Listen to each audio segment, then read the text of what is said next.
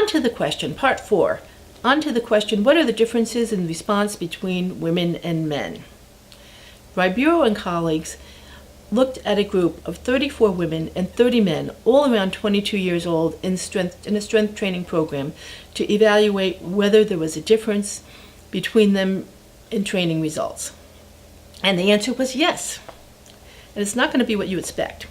They did resistance training 3 days a week on non-consecutive days.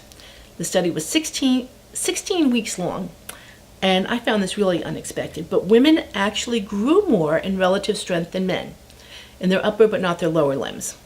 In the first 8 weeks, women increased their training load by approximately 30%, while men only 26%.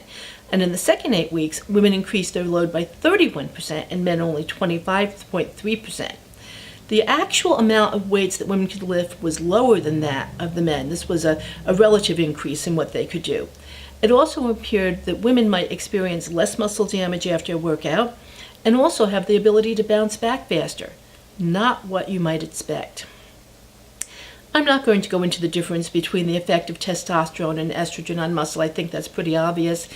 It's been well established that men have more muscle because they have more testosterone, and that bodybuilders use anabolic steroids, basically artificial testosterone, to grow into competition level muscle to, some of those immense muscle competitors. Just remember that steroids have dangerous side effects. The difference in how much muscle men and women have is in part due to testosterone and estrogen ratios. I always find a dive into the literature pool refreshing, and it often washes away many preconceptions that I might hold.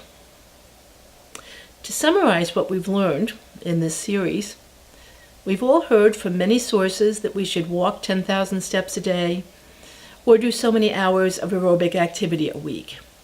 But rarely do we read in these articles about strength training. Strength training has benefits far beyond bodybuilding and muscle mass.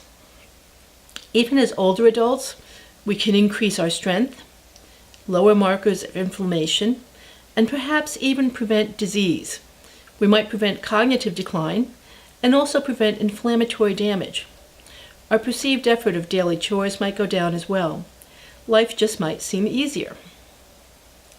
And contrary to what you might think, although women don't respond by putting on tons of muscle, we might actually increase our relative strength at a faster rate than men and recover faster from our workouts.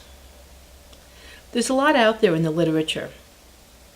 We've only gone wading in the kiddie pool with this series. Please feel free to jump in, add studies you feel are important in the comments below, and if you've written a paper you feel should have been included, please list the citation in the comments so the community can go and also read it.